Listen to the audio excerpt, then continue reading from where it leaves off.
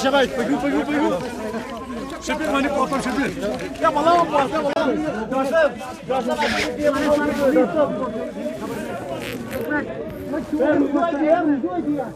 Mic था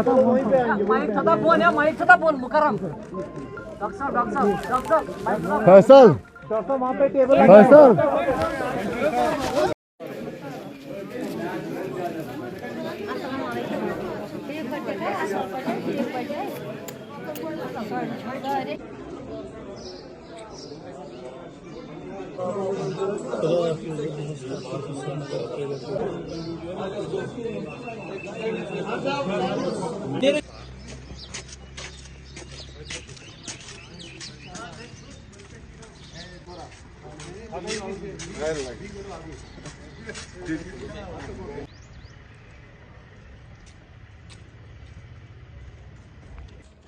आप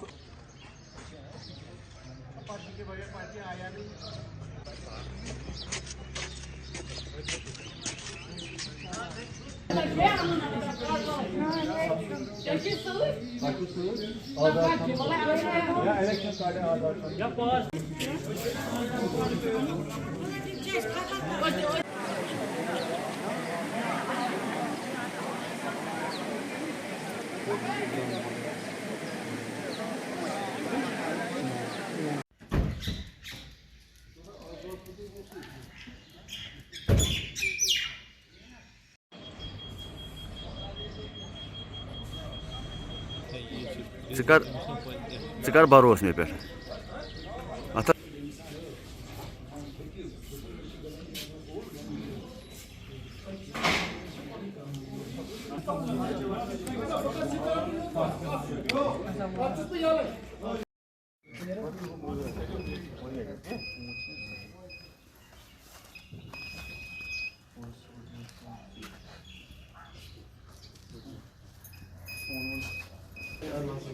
नहीं 21 नंबर या 22 नंबर कौन सा बूथ नंबर किसके एजेंट है 21 नंबर के आधार कार्ड और पासपोर्ट और मोबाइल नहीं होगा आपके अल्लाह का शुक्र है कि वो दिन आ गया कि 2014 में लास्ट इलेक्शन हुआ था। अब ये नया इलेक्शन है और मुझे उम्मीद है कि अल्लाह ताला हमें कामयाबी बख्शे। तो सर क्या लग रहा है नेशनल कॉन्फ्रेंस कहाँ देख रही है आपसे अल्लाह ताला हमें कामयाबी दे। तो सर कहीं पॉलिटिकल पार्टीज के वर्कर्स को हरास किया जा रहा है और काफी सारी पार्टियां ये कह रही है तो पार्टी को भी बहुत सख्त हरास किया जा रहा है, उनको बंद कर दिया बहुत बार कारकुनों चलिए इसका अफसोस है मगर परवाह नहीं इसके बगैर भी हम तो इस वक्त आपकी क्या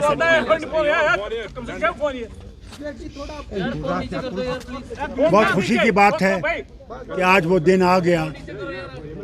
2014 में वोट नहीं दे सका क्योंकि मैं अस्पताल में था विलायत में, मगर अल्लाह का शुक्र है कि आज पार्लियामेंट्री इलेक्शन में मैं आपके पास खड़ा हूँ।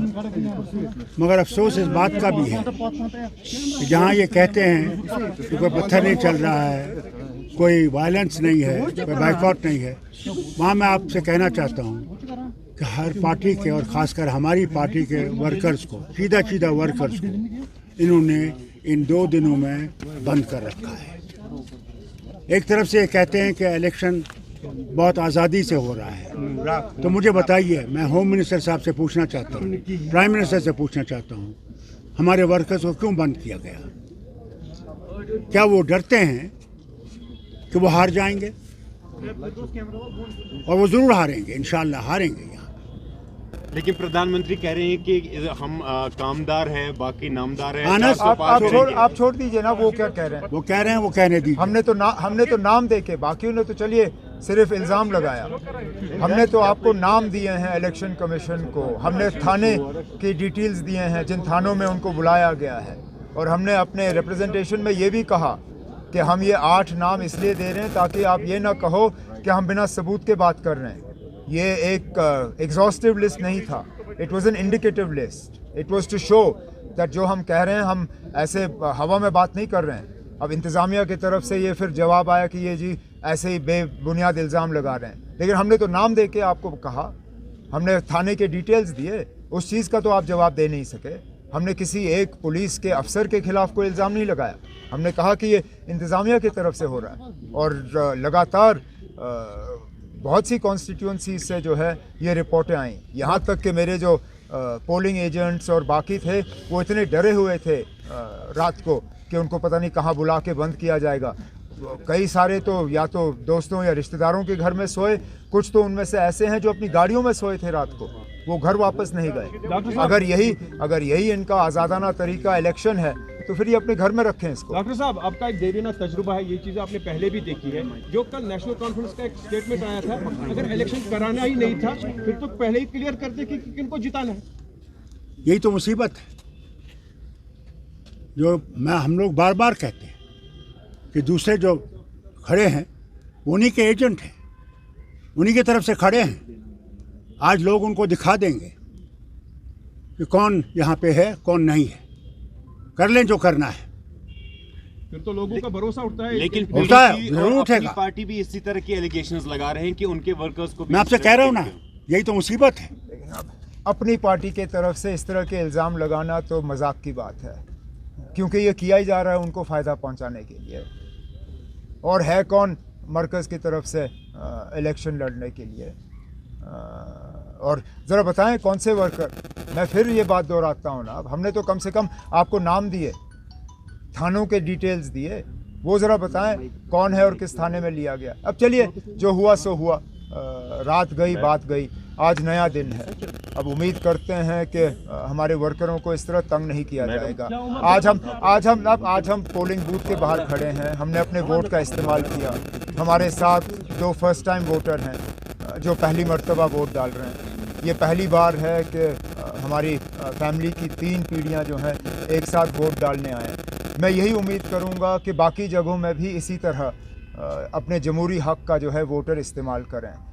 अगर के ये कहा गया है कि कोई बॉयकॉट नहीं है, किसी तरह की वायलेंस नहीं है, किसी तरह का ख़तरा नहीं है, तो फिर बढ़ चढ़ के लोगों को जो है इस इलेक्शन में हिस्सा लेना चाहिए, अपने वोट का इस्तेमाल करना चाहिए, क्योंकि आखिरकार यही एक जमहूरी तरीका है जिससे कि हम अपनी आवाज़ जो है वो बुलंद कर सकें। उमर साहब, ये चीज़ पहली बार हो रही है, यहाँ कोई हड़ताल इस बारी नहीं है, कोई आज इलेक्शन के दिन अब आप शाम तक वेट करके देखते हैं ना, अब इसका कितना असर पड़ेगा।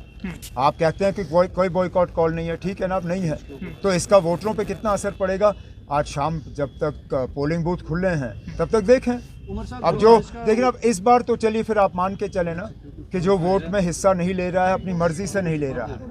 अब कितने वोटर जो हैं पुलवामा ज़िले में, शुपियाँ असेंबली हल्के से, श्रीनगर से जो हैं, कितने वोटर अपने वोट का इस्तेमाल करते हैं, उसके लिए हमें वेट करना पड़ेगा। मेरी तो सबसे मोतबाना गुजारिश यही होगी कि वो इस मौके को गंवाएं ना, इस मौके का वो इस्तेमाल करें, क्योंकि मैं बार बार ये कहता हूँ जमहूरियत में यही एक तरीका है जिससे कि हम अपनी आवाज़ जो है वो बुलंद कर सकें।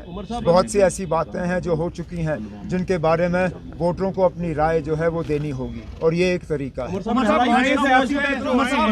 चलो मुझे जाना है।